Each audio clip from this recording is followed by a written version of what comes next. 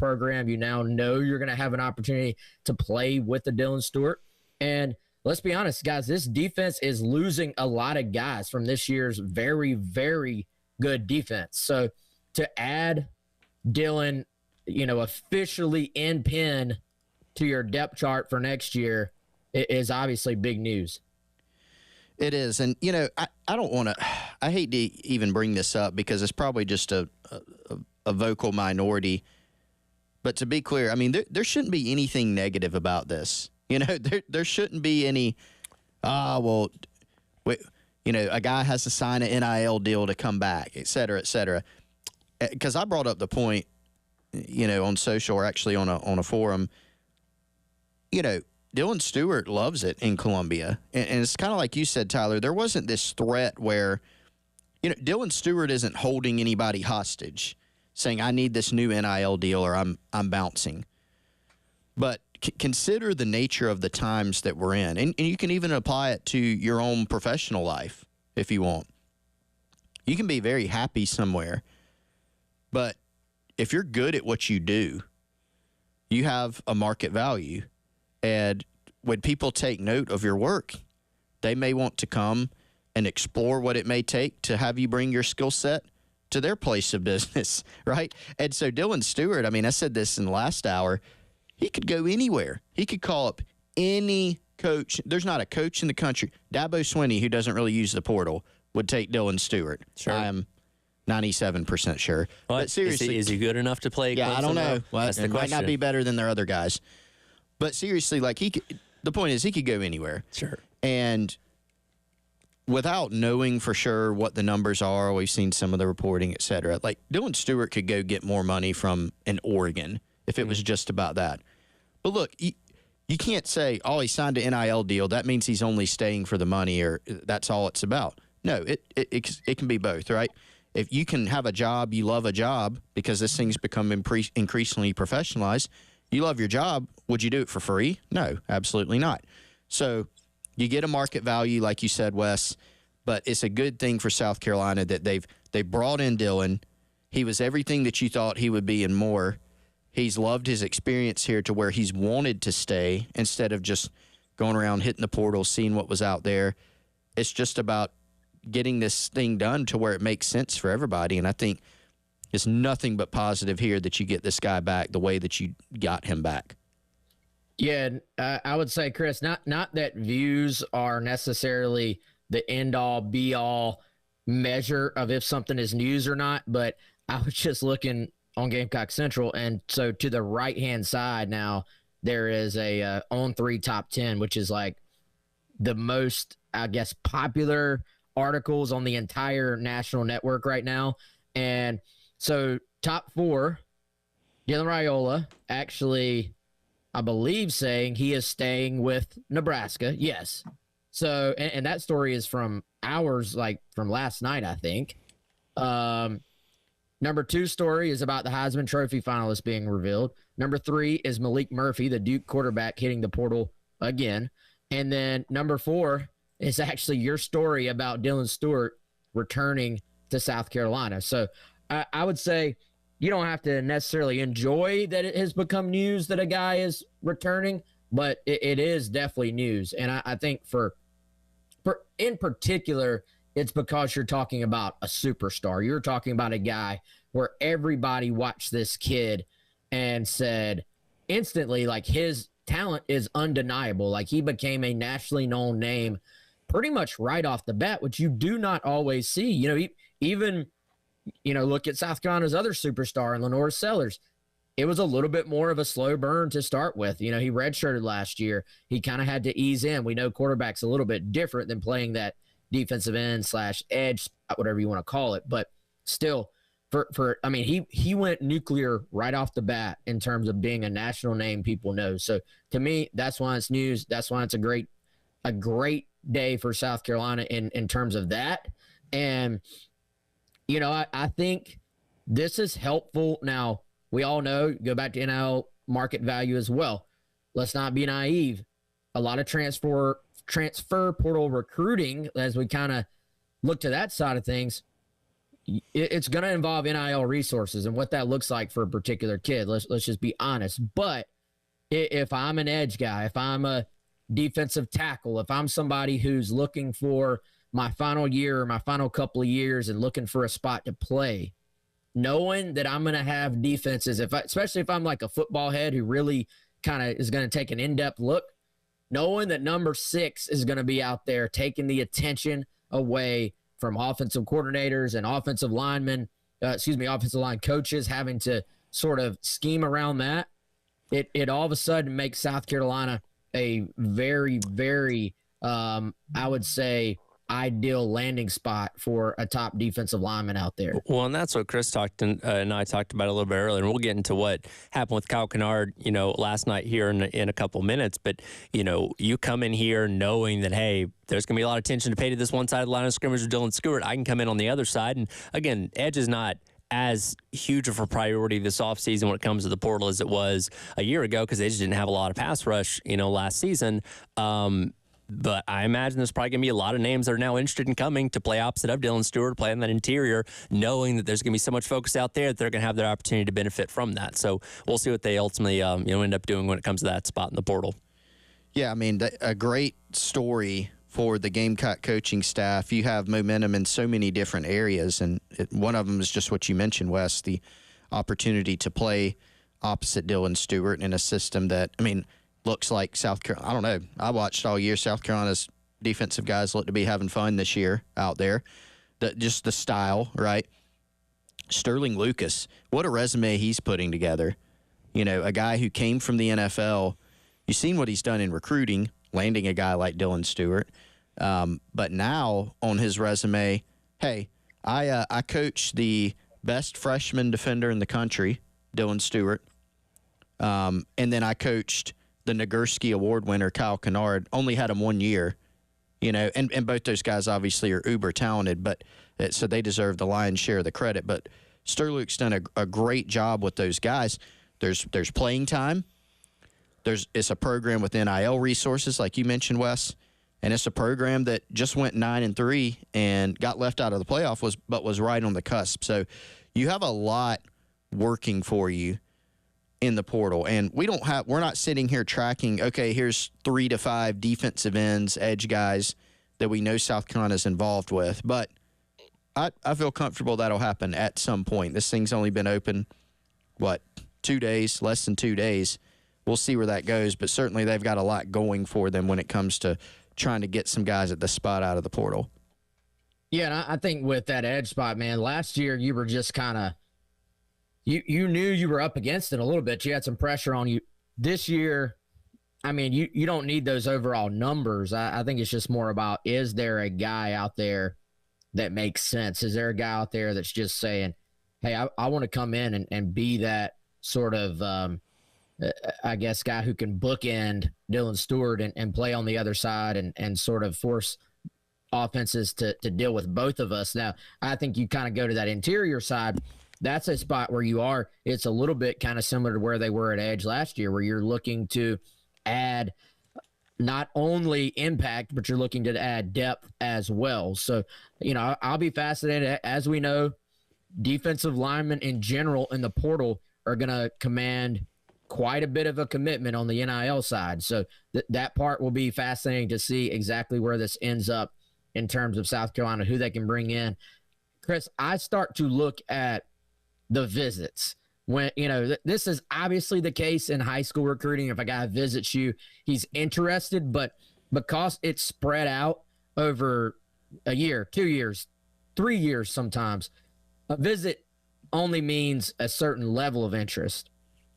If a guy is out of the portal and he sets 3 visits and your school is one of those visits, then I think that's your sure sign that there is heavy interest, and usually means there's some mutual interest from the school as well. Obviously, they continue to evaluate a guy throughout the process, but that's what I'll be looking for. When do we start to hear some names of guys who have specifically set visits? There are some of those guys floating out there, but not yet that we are aware of at that edge spot. And, of course, we'll stay on top of that as that news does come out, as the portal did open up yesterday. Before we get into what Kyle Kennard did last night when it came to the Bronco Nagurski Award, I do have a family 4-pack of tickets to give away for Trans-Siberian Orchestra coming to Colonial Life Arena this Thursday night. Caller number 4 right now, 803-404-6100. Win yourself that family 4-pack tickets to go see TSO coming up on Thursday night. It is the Gamecock Central Takeover Hour presented by Firehouse Subs on your Tuesday here on the game.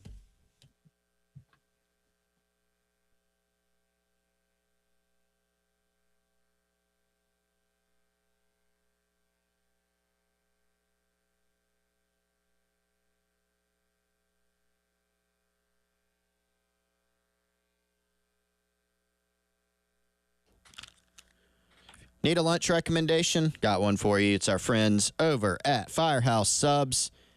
Outstanding place to go for lunch, for dinner, and for any of your catering needs. They can take care of those for you as well. Go check out firehousesubs.com or use our favorite method. Download the Firehouse Subs app. You can register for a free account there. You can use the Rapid Rescue to go to avoid the wait. Order online. Your sandwich will be ready and waiting on you at any of the 15 Midlands Firehouse Subs. You can pick the closest one next to you. And the coolest part, you can also earn yourself some rewards toward future purchases. They've got, guys, this new French dip sandwich. Roast beef, caramelized onions, cheese, the au jus side for dipping. Cannot wait to try it. I've got to go try it so that I can tell you more about it. They've also got the hot sauce bar. Back, add some flavor to any sub when you dine in or pick up. FirehouseSubs.com or the Firehouse Subs app.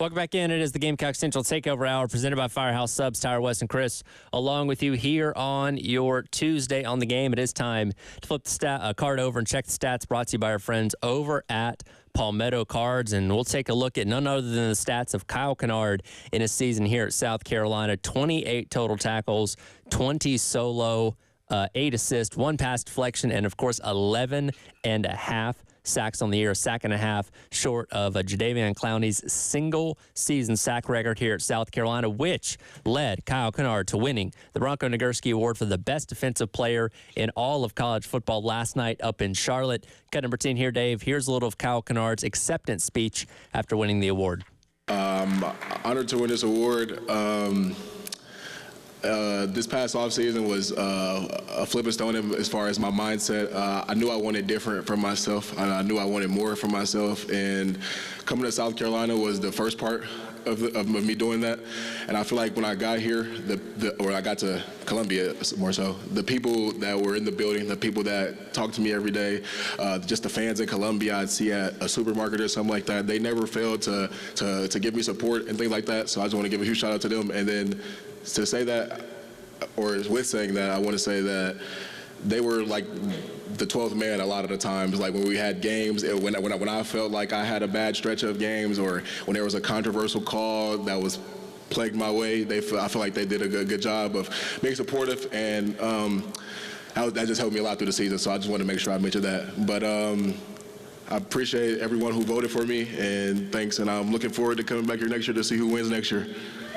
Of course, well-deserved honor. Again, I laid out his stats for what he's been able to accomplish this season. And you know, talking about the portal and all that kind of stuff, he's the best, or one of the best examples of what you can do in terms of bringing somebody in from the portal. Carolina needed help at the edge spot. They obviously had Dylan Stewart coming in as a true freshman that you didn't know what you were going to get out of him in year number one. He went out there and got a veteran guy that had been around college football for a couple years, had proven himself at a Power 4 level playing at Georgia Tech. You bring him in to bring that other side of the line and hopefully help Dylan Stewart along, and he did that and so much more. And you know, this is a defense that we obviously know we're going to be talking about for a very long time given what they accomplished this year, and Kyle Kennard's one of those guys that has cemented his place in history for what he's done in his 1 year as a Gamecock.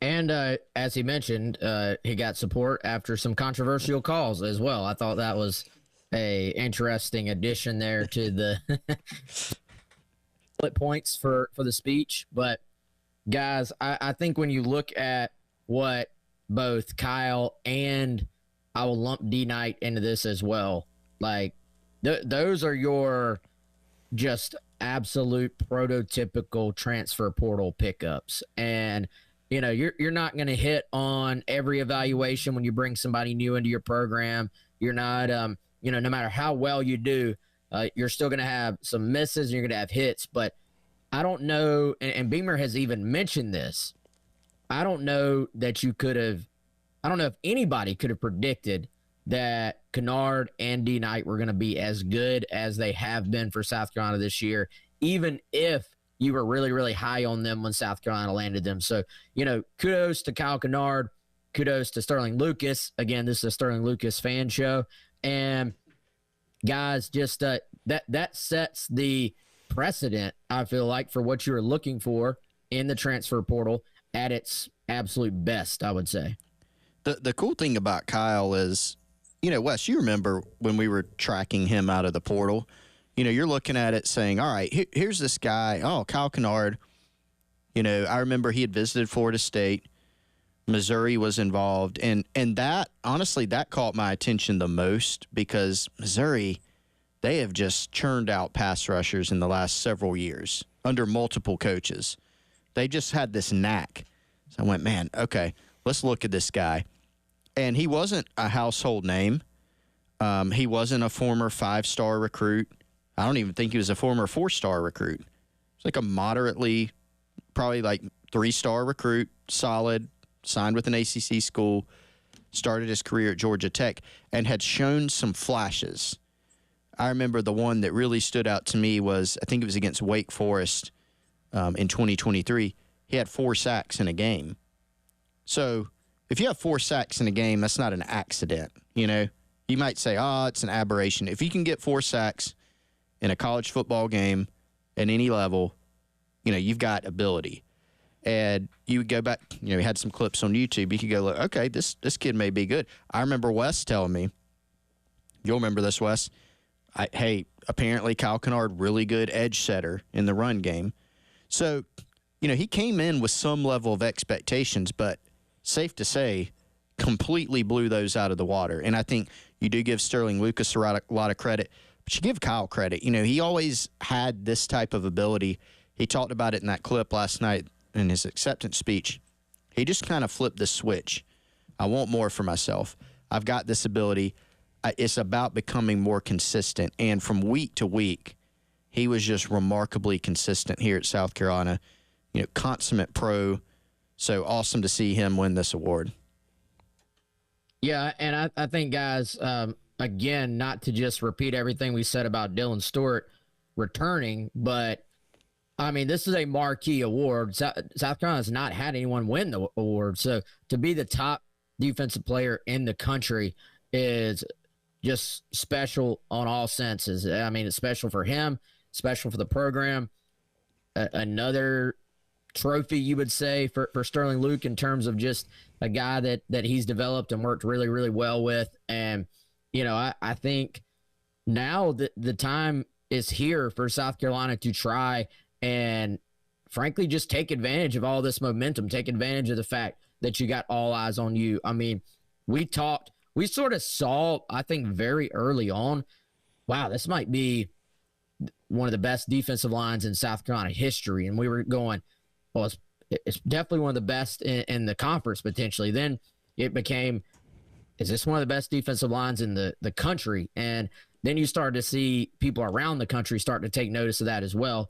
And a big part of that was obviously Kyle Kennard and just the tenacity off the edge that he brings on top of a great deal of just natural ability as well. So very curious to see what the next step is for Kyle and how highly he will be drafted, because there's a lot of guys on this defense that are going to be paid a lot of money to play football at the professional level, and I'm just curious to see how high they all end up going.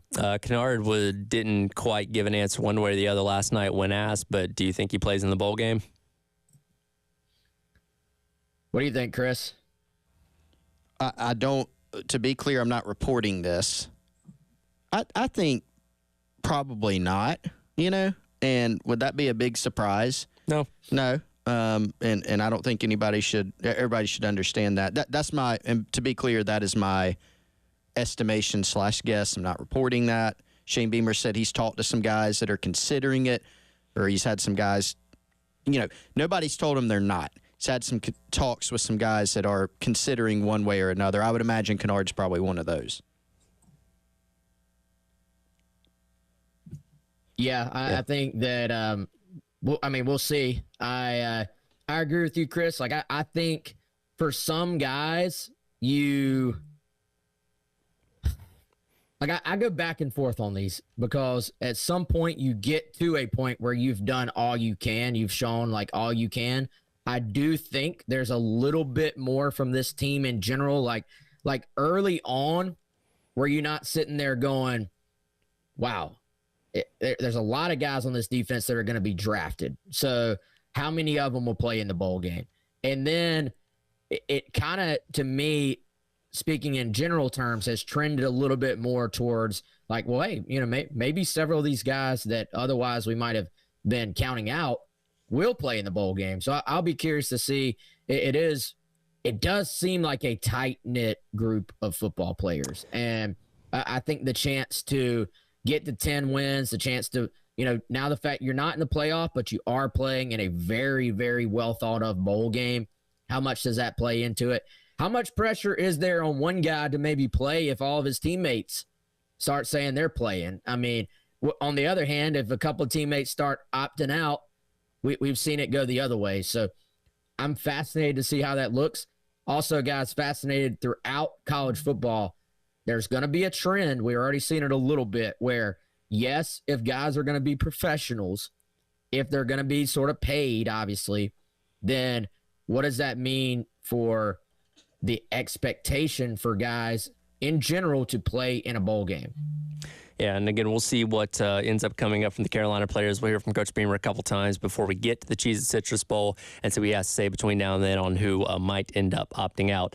Yesterday, Dow Loggins was introduced as the head coach at Appalachian State and gave some thoughts on just how hard that decision was and particularly who the hardest person to tell about that was before taking that job. We'll get into some of that coming up next. It is the Gamecock Central Takeover Hour presented by Firehouse Subs on your Tuesday here on The Game.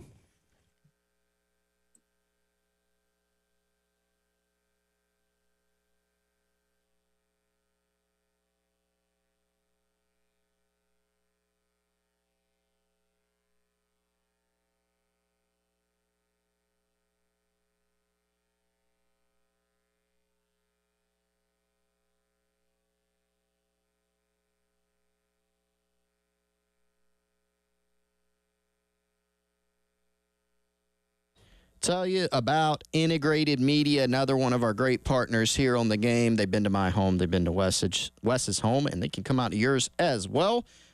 IntegratedMediaInc.com or 803-948-8327. Smart home systems, that's what they can do for you, among other things. Of course, they can do something as simple as, hey, I need a new TV. I don't know what kind to get, don't know what size, don't know the best brand, and I want to get it mounted because I don't know how or I just don't have time. Yeah, they can do that for you. But they can also make your home into a smart home where you can control that television, your other devices, your lights, your security and cameras, and your thermostat, all from the touch of a button. You hear me talk about this all the time here on the show. Smart home systems from Integrated Media. IntegratedMediaInc.com or 803-948-8327. Give Michael and Nathan a shout. Let them help you with all of your AV and smart home needs. IntegratedMediaInc.com.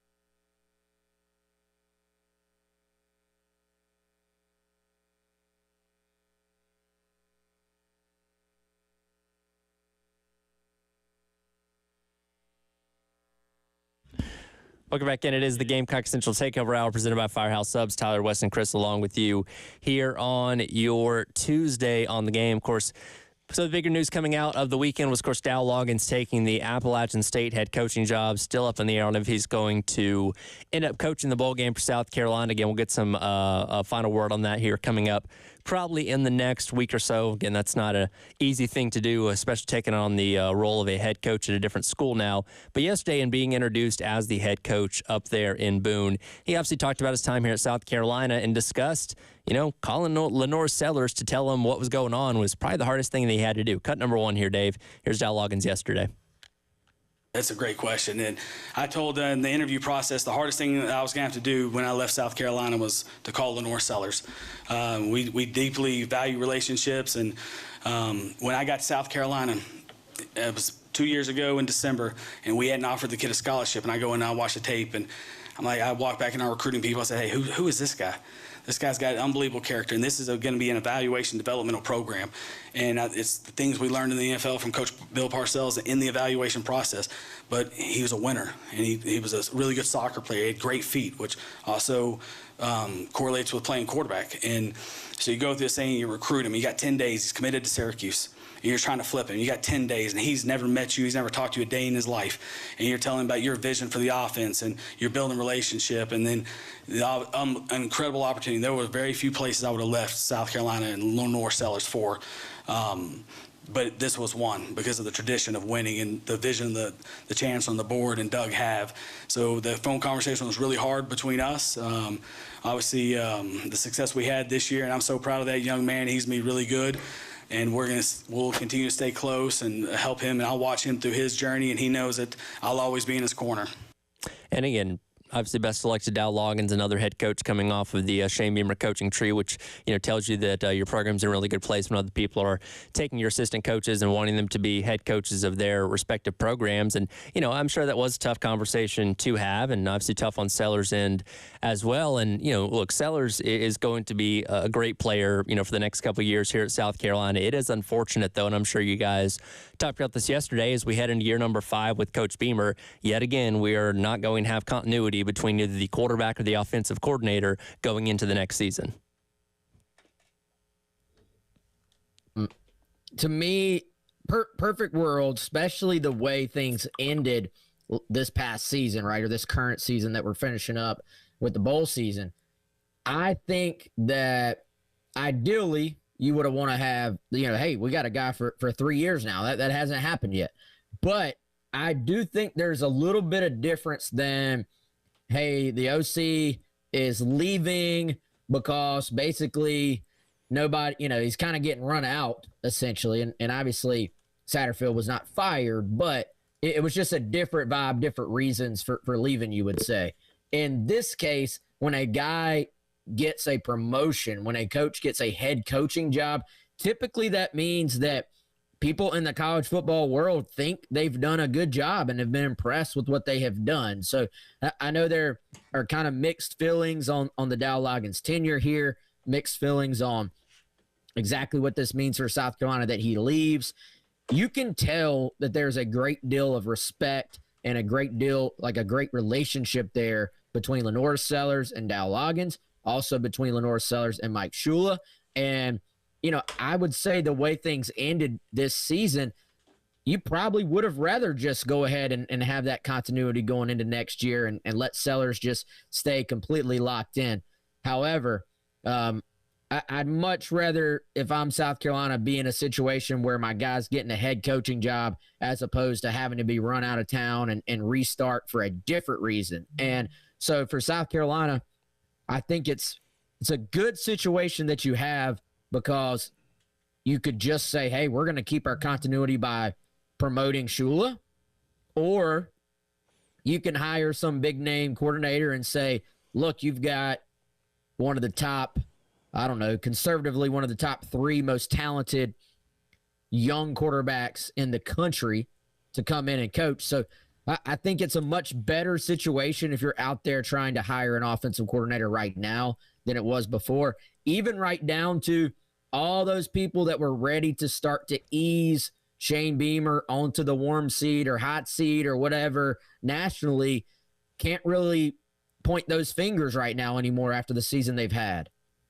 Yeah, as Beamer said, it's a bad day for the people who said, whatever it was at the time, and again, program has tons of momentum, right now. And it's kind of like you get a little bit of a wrench thrown in it because you do have your coordinator leave. I mean, Shane Beamer is somebody who I think this is fair to say, Wes, feel free to disagree, but I think we'll be on the same page and land on the same page with this. Shane Beamer is a fan of continuity when it's feasible. He's not somebody that at the first sign of trouble is going to say, change it up, right? Now, and people have given him flack about that. And if you're one of those people who said, well, Satterfield shouldn't have even been around in 2022. Okay, you can argue that, and maybe you have a good point. But there are a lot of people that wanted him to make more wholesale changes last year. He made some changes. He dismissed a coach. He shifted around some responsibilities. But he didn't do as much as the public wanted him to. And from what I just saw, the product was pretty good. It was pretty good, really good. And made some other tweaks that maybe you didn't see come out in a press release, or some other tweaks that you didn't see reported. He pushed the right buttons, this offseason. And so with all the momentum the program has, you would love to just keep that same thing going. And I think that's one reason why Mike Shula is going to have a great shot at the OC job. It's not just because of the continuity factor, right? Mike Shula has plenty of other things on his resume that would make you think that he could be qualified for this job, but that continuity is one part of it. The fact that the NCAA regulations and rules were relaxed means that he could work very closely with sellers during games, during practice, whereas in years past, you couldn't have done that. So there's that relationship there.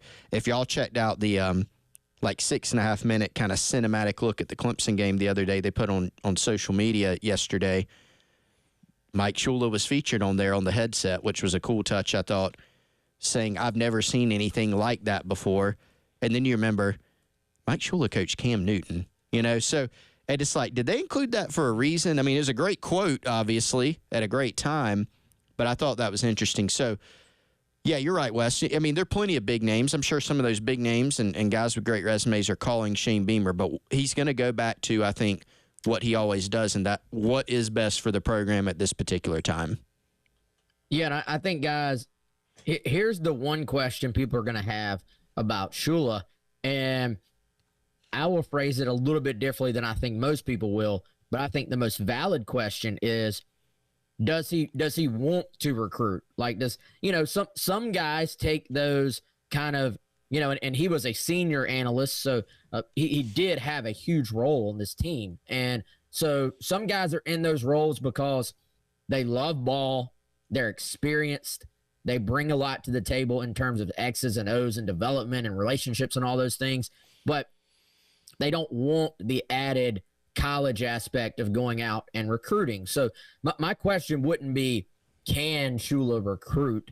Because recruiting, if you have, especially at that position, guys, if you have the know-how, if you have the resume, if you can develop, it's really just about want to. It's a little bit about the same as wide receivers blocking on the perimeter. Do you want to put in an effort to be a good recruiter? If you want that, then anybody can be a good recruiter that has a resume like he does. And so my first, second, third, fourth, fifth priority for an offensive coordinator and quarterbacks coach is not for you to be out on the road all dadgum day recruiting 1,000 territories. It's, can you whittle your QB board down to about 10 guys throughout 2 or 3 classes and go out there and build relationships and put your resume forward to those guys. And Chris, I think, and I know we got to hit a break here, I think there's a reverse sort of thing here that could be at play where you were able to give him a bigger role this past year with Lenoris because of the rules, but you have so many people involved in helping you with recruiting these days as well. Even if he was in an on-field role as an offensive coordinator, as a quarterbacks coach, there would be ways to structure it to where recruiting would not have to be quite as big of a part of his role anyway. And we'll certainly keep on top of that as the news on who the new offensive coordinator, whether it be Mike Shula's taking the role, or getting promoted, or somebody else coming in from the outside as time goes along. We'll take a look at the latest news when it comes to the transfer portal in South Carolina. Coming up next to wrap up today's edition of the Gamecock Central Takeover Hour, presented by Firehouse Subs. Reminder, tomorrow night, Carolina calls 6 o'clock with Coach Paris right here on the game. Then Thursday Night Football, Rams 49ers kickoff, or pregame coverage at 7:30, 8:15 kick, all right here on the game.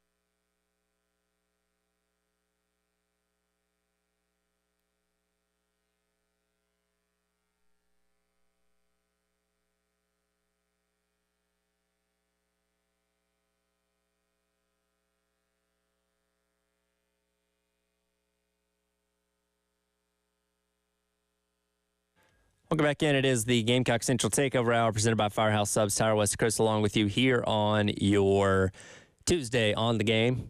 Thank as always to everyone checking us out on the Game TV, sponsored by Shepherd's Glass and powered by our friends over at Integrated Media. Also check us out on the 107.5 The Game app. Just go to your app store, the Google Play Store, give it a download, and take us with you wherever you go. I forget which one of you mentioned this earlier. When in terms of talking about the transfer portal and names that are being looked at, you always kind of pay attention to who's actually going to come and visit South Carolina. And Chris, you reported on this yesterday afternoon after Pete Nakos of On3 got it, that Josh Thompson, a offensive lineman, played right guard from Northwestern, is expected to be visiting South Carolina here very soon. Going to have a good bit of turnover on the offensive line, it seems like. And, of course, Torricelli Simpkins was the best offensive lineman for the Gamecocks consistently throughout the season, and potentially a guy in Josh Thompson being somebody that could be looked at to potentially fill that role next year. Torricelli Simpkins the third. The third, sorry. Got to get the full name in there. You know, Carolina, I had a question about this morning, so it's a good time to have the conversation. Got to ask the question, well, you know what? I'm hearing things about South Carolina recruiting offensive linemen in the portal, and the question was basically why? Because it's like, well, we got some younger guys, you know, couldn't they develop them? I think it goes back to a couple of things. Number one, just competition, right? We saw Carolina bring in TS3 and Kamar Bell this offseason. And at first, you kind of went, all right, well, we knew, especially with Simpkins, that they really liked him. Bell, I think, was just a little bit more quiet going in. But both those guys have played a lot of football in their careers. And so, at worst, they were going to be depth pieces. At best, they could be a starter. And that would be fine if they ended up winning the job. And that's what they did at left and right guard, respectively. And I think that group, that it helped them gel throughout the season, and I think South Carolina kind of leaned on those veteran presences. So Tro Ball, for instance, just to name one, maybe he is one of your starting guards next season. But I think the staff is looking at it as, if there's a guy that makes sense out there that has versatility, or a couple guys, hey, let's take a look at it. I think the spot you look at, too, is at center. Vershawn Lee, Tyler's favorite player, is gone after this season. Are there some internal candidates? Yes, but if you find a guy who can play there, then it would make sense. So Thompson's a guy out of Northwestern with experience, and he's got a lot of schools that, from the SEC even, that he's going to visit over the next couple weeks. South Carolina is one of those. We'll see where it goes, but I think you're going to hear a few other offensive line names too. And when you just kind of look at his numbers on Pro Football Focus, was the team's best pass blocking offensive lineman, was the our second best pass blocking offensive lineman, first in overall run blocking for the team, and not credited with allowing any sacks this past season. They went up against Ohio State, went up against Michigan, went up against Illinois, some very good teams on the defensive front, and he was seemingly able to hold his own against those. So if you were to bring in a guy like that, it sounds like he has a pretty good track record, Wes. Yeah, Tyler, did he play guard or tackle for them? Guard. He was right guard the entire season. He's right guard. Okay, yeah. Yep. And so I think what you're seeing is you're trying to do just like you did last year and provide competition and depth. And so when you brought in the guys Chris talked about, there was no guarantee that Simpkins was going to start. There was no guarantee that Kamar Bell was going to start. So yeah, I think you're looking at those young guys and saying, we're going to keep pushing them and developing them. If they win the job, so be it. Now you've added some depth with these portal guys. If the portal guys win the job, then you, in theory, have upgraded as well. So, I think for South Carolina, it's just about doing everything in your power to avoid what happened in 2022, which is where we saw South Carolina get decimated by injuries. Carolina actually had a good bit more depth on the offensive line this year that they never really truly had to use. Like they had some guys at tackle go out for, half a game or for a game or two, but for the most part, they were able to cover all their snaps when games were in the balance with the same five guys for the most part. So I think it's a similar approach. If you bring in an older guy in the portal and he doesn't win the job, then you've added depth. If he comes in and he wins the job, then you've, in theory, upgraded a position. But I'm with Chris. I think that center spot is still very important, and I would look for Carolina to bring in a true center at some point, and then those other spots, I still think you're looking at interior guys, somebody to compete at that guard spot.